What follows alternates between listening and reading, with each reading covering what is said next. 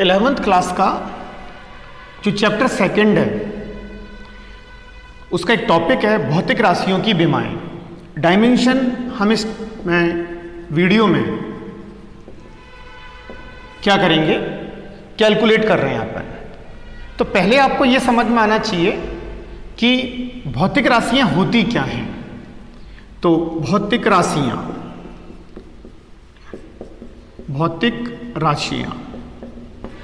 तो भौतिक राशियां वे राशियां होती हैं जिन्हें मापा या तौला जा सकता है, जिनका मेजरमेंट और जिनका वेट हम कर सकते हैं, वो सब राशियां भौतिक राशियां होती हैं। जैसे मैंने आपसे ये कह दिया कि कहीं पर लिख दिया मैंने आपको कि 10 लिखा हुआ है, तो आपके अंदर एक मन में जिज्ञासा होगी कि सर ये 10 क्या चीज़ है, आप किसकी बात करना चाह रहे हो। और मैंने अगर कहीं पर लिख दिया ओनली किलोग्राम, मैंने कहा किलोग्राम लिखा हुआ है, तो आप ये कहेंगे कि सर किलोग्राम कितने किलोग्राम। तो अगर हम दोनों को एक साथ लिख दें कि 10 किलोग्राम, तो 10 किलोग्राम क्या बन गया, द्रव्यमान हो गया। उसमें जो परिमाण है वो तो कितना है, 10 है, और जो उसका मात्रक है द्रव्यमान का वो क्या है, किलोग्राम। तो 10 किलोग्राम एक द्रव्यमान हुआ, और द्रव्यमान कैसे भौतिक राशि हो गई, क्या हो गई, द्रव्यमान एक भौतिक राशि हुई। अब समझ में आया होगा आपको कि भौतिक राशि को व्यक्त करने के लिए उसका परिमाण होना चाहिए और उसका मात्रक भी होना चाहिए। तो वे समस्त राशियां जिनको हम माप सकते हैं या फिर वे समस्त राशियां जिनको हम तौल सकते हैं, वो सब क्या कहलाती हैं, भौतिक राशियां होती हैं। ठीक है, भौतिक राशि को कैपिटल Q से हम रिप्रेजेंट करते हैं। भौतिक राशि में एक तो न्यूमेरिकल वैल्यू होती है और एक यूनिट होती है, इसे कहते हैं न्यूमेरिकल वैल्यू, न्यूमेरिकल वैल्यू, और एक इसी में होती है यूनिट। यूनिट मतलब कि मात्रक। तो न्यूमेरिकल जो वैल्यू होती है वो होता है आपका परिमाण, और ये होता है आपका मात्रक। ठीक है, तो बिना परिमाण के हम किसी भी भौतिक राशि को प्रदर्शित नहीं कर सकते। कहीं लिखा हुआ है जैसे 5 सेकंड, तो 5 सेकंड में 5 क्या उसका परिमाण हो गया और सेकंड उसका क्या हो गया, मात्रक हो गया। ठीक है, अब एन यू का मान यदि जैसे नियत हम मान लें कि जैसे एन यू अगर नियत है, ये कांस्टेंट है, तो उस कंडीशन में एन प्रोपोर्शनल क्या होगा, वो 1/u के होगा। एन प्रोपोर्शनल 1/u के होगा। आप इसको ऐसे शो कर सकते हो कि एन का मान यदि बड़ा है तो यू का मान छोटा होगा, और एन का मान यदि छोटा है तो यू का मान बड़ा होगा।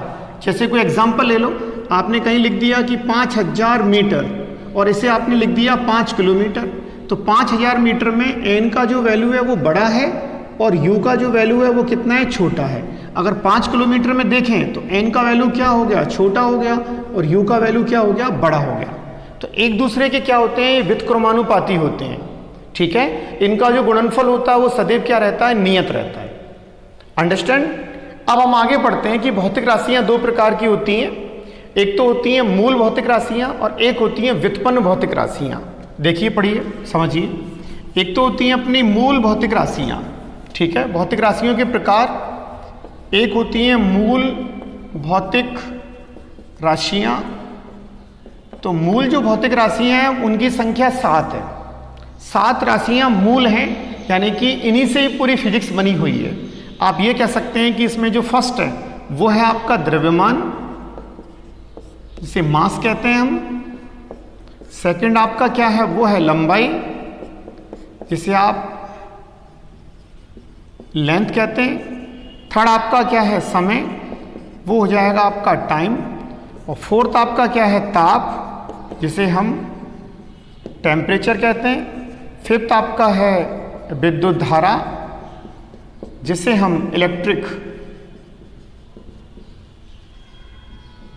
करंट कहते हैं। ठीक है, और उसके बाद है प्रदीपन तीव्रता या फिर ज्योति तीव्रता।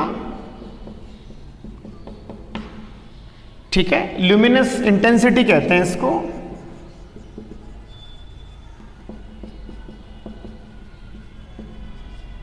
Luminous intensity. ठीक है, जो अपनी CFL वगैरह होती हैं, LED होती हैं, कितना प्रकाश यानी किस रीजन में गिर रहा है, तो उसकी जो तीव्रता होती है उसी को हम इसी से नापते हैं, प्रदीपन तीव्रता से। और लास्ट जो भौतिक राशि होती है वो होती है पदार्थ की मात्रा। पदार्थ की मात्रा। ठीक है, अमाउंट ऑफ सब्सटेंस का हम डिस्कस कर रहे हैं या क्वांटिटी ऑफ मैटर का हम डिस्कस कर रहे हैं इसमें।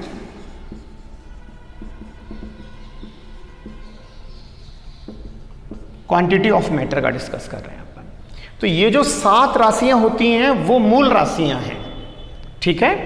अब हम बात करते हैं जैसे इसकी मूल राशियों के जो मात्रक होते हैं उन्हीं को हम मूल मात्रक कहते हैं। तो जब मूल राशियों की संख्या 7 है तो उनकी मात्रकों की संख्या भी 7 होगी।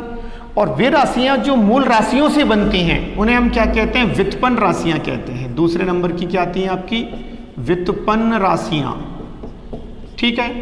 अब व्युत्पन्न राशियों में जैसे आपने बात की क्षेत्रफल की, तो क्षेत्रफल में क्या हो जाएगा, लंबाई आ जाएगा और चौड़ाई आ जाएगा। तो क्षेत्रफल एक व्युत्पन्न राशि हो गई। आपने आयतन का डिस्कस किया, आयतन, तो आयतन में लंबाई, चौड़ाई और ऊंचाई तीनों चीज आ जाएंगी। लंबाई भी होगी, चौड़ाई भी होगी और ऊंचाई भी होगी, ठीक है। तो क्या बन जाएगा, आयतन भी कैसी राशि होगी, व्युत्पन्न राशि होगी। आप जिस किसकी बात करते हैं, अपन घनत्व की बात कर लो। तो घनत्व में क्या हो जाएगा, द्रव्यमान बटा आयतन, ठीक है। तो द्रव्यमान मूल राशि है और आयतन एक व्युत्पन्न राशि हुई। इन दोनों से जो राशि बनी वो भी क्या होगी, आपकी एक व्युत्पन्न राशि होगी। समझ में आ गया होगा आपको। मूल राशियां कितनी होती हैं, 7 मूल राशियां हैं। 7 मूल राशियां कौन कौन सी हैं, द्रव्यमान है, लंबाई है, समय है, ताप है, विद्युत धारा है, ज्योति तीव्रता, प्रदीपन तीव्रता और पदार्थ की मात्रा है, ठीक है। अब हम पढ़ते हैं इनके मात्रकों को। अब देखिए इनके मात्रक समझिए। द्रव्यमान का जो मात्रक होता है वो होता है किलोग्राम। लंबाई का मात्रक होता है वो होता है मीटर, इसको लिख लो मीटर। इसे क्या कहते हैं हम, किग्रा कहते हैं इसको मीटर कहते हैं। इसका मात्रक क्या होता है, सेकंड।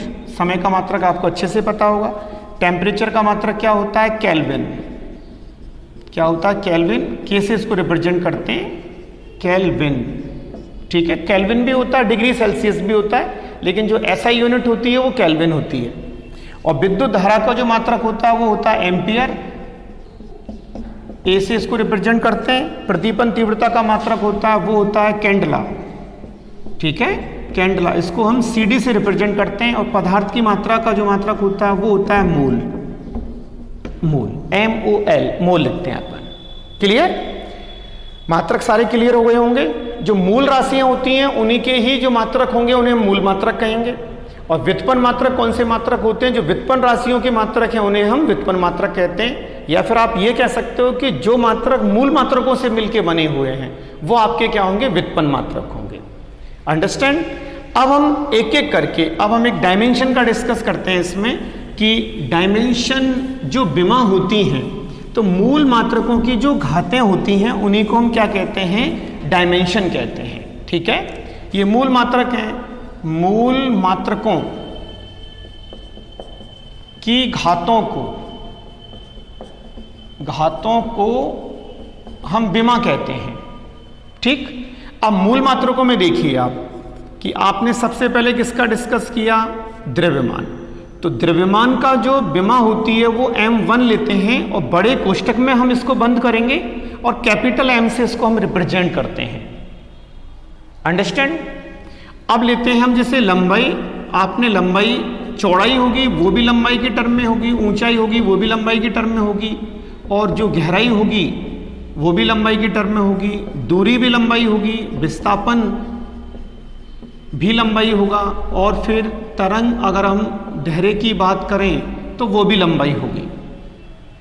तो इन सब का जो विमीय सूत्र होगा वो हम लेंगे L1। क्या लेंगे, L1। अब हम बात करते हैं किसकी, समय की। तो समय को हम किससे रिप्रेजेंट करते हैं, टाइम से। तो ये क्या हो जाएगा, T1।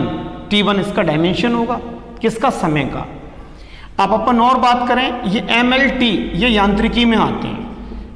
यांत्रिकी का जब आप अध्ययन करेंगे, यांत्रिकी में हम उन पिंडों का अध्ययन करते हैं जिनकी चाल कम होती है, ठीक है। और यांत्रिकी में किसी भी यदि कण को आपको व्यक्त करना है, उसकी पूरी नॉलेज लेनी है, तो उसके लिए अपन को 3 भौतिक राशियों की आवश्यकता पड़ती है। एक तो द्रव्यमान की, एक उसकी लंबाई की, मतलब कि उसका कॉन्फ़िगरेशन कि कैसा बना हुआ है, उसका विन्यास कैसा है, और एक टाइम यानी कि T, ठीक है। तो यांत्रिकी का यदि कोई भी विमीय सूत्र आपसे पूछे तो आप कहोगे M की पावर A, L की पावर B और T की पावर C। जो A, B, जो C हैं, इसी को क्या कहते हैं हम, विमा कहते हैं। इसी को विमा कहते हैं, और अगर आप बात किसकी करते हो, जैसे ऊष्मागतिकी में जाते हो तो mLT के साथ में एक चीज और आ जाएगी, जिसे क्या कहेंगे, अपन ताप कहेंगे, केल्विन। और विद्युत की में जाते हो तो वहां पर एक और मात्रक जुड़ जाएगा, जिसे कहेंगे हम एम्पियर, विद्युत धारा। और ऑप्टिक्स में जब आपको कहीं पर भी फ्लोरेंस कैलकुलेट करना है, प्रदीपन कैलकुलेट करना है, आपको तीव्रता ज्ञात करनी है कि इस छोटे एरिया में इतना ज्यादा प्रकाश अगर इसके अंदर गिर रहा है तो यहां पर इस डिवाइस की तीव्रता कितनी होगी, तो हम काम में लेंगे प्रदीपन तीव्रता, कैंडला, तो वहां CD आ जाएगा। और जब अपन पदार्थ की मात्रा का डिस्कस करेंगे, मोल, तो वहां पे हम MOL मोल यूज में लेंगे। ठीक है, अब हम एक एक करके डायमेंशन को स्टार्ट करते हैं। जैसे पहली हम डायमेंशन पढ़ते हैं, मान लें कि आपको क्षेत्रफल का विमीय सूत्र ज्ञात करना है, तो क्षेत्रफल को A से रिप्रेजेंट करते हैं। क्षेत्रफल क्या होता है, लंबाई गुणा चौड़ाई होता है। लंबाई की विमा अभी सर ने बताई थी आपको L1, और चौड़ाई की विमा भी कितनी होती है, L1, क्योंकि लंबाई को लेंथ और चौड़ाई भी लेंथ। क्लियर? तो इन दोनों को यदि आधार समान होते हैं तो घातें जुड़ जाती हैं, तो ये हो जाएगा आपका L2। क्लियर? अब यदि L2 है और अगर इसी को लंबाई को यदि आपको या क्षेत्रफल को यांत्रिकी के टर्म में यदि आपको रिप्रेजेंट करना है तो वहां पे तीनों आएंगे, M भी आएगा, L आएगा और T आएगा। लेकिन M तो इसके अंदर है नहीं तो पावर 0 हो गई, T भी नहीं है तो इसकी भी पावर 0, और L कितना है, 2 है, तो आपने लिख दिया इसको 2। तो M की पावर 0, L2 और T पावर 0। किसी भी जब से M और T की पावर अगर 0 होती है तो उसको अपन क्या कहते हैं, 1 कहते हैं। ये आपने पढ़ के आए होंगे आप अलजेब्रा में कि x की पावर जो 0 होती है उसको हम क्या लेते हैं, 1 लेते हैं। ठीक है, अब प्रॉब्लम आनी नहीं चाहिए। अब आप सेकंड ले लो, इसके अंदर आपने ले लिया जैसे आयतन, तो आयतन का विमीय सूत्र यदि हम आपसे पूछते हैं तो आयतन को V से रिप्रेजेंट करते हैं, और ये क्या होता है, LBH होता है, LBH।